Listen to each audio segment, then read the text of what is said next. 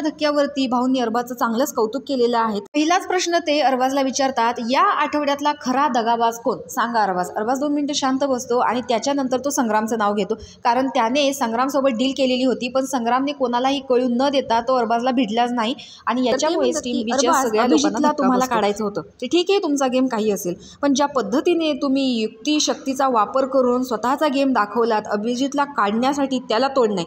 म्हणजे पॅडी दादांनी पण खूप प्रयत्न केले वाचवण्यासाठी, मी काही त्याच्याबद्दल म्हणत नाही, पण थोडक्यात अंड सटकलं आणि त्यांचा तो गेम प्लॅन फसला।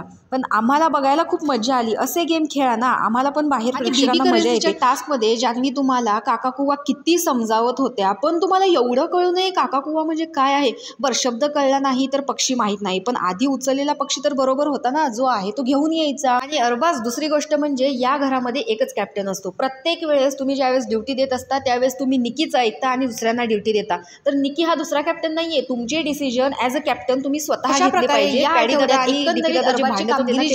ती भाऊंना आवडलेली दिसते, त्याबद्दल तुम्हाला काय वाटतंय कमेंट बॉक्समध्ये नक्की सांगा। अशाच बिग बॉसच्या नवनवीन अपडेट्स पाहण्यासाठी आपल्या चॅनल सबस्क्राईब करा। तोपर्यंत बाय।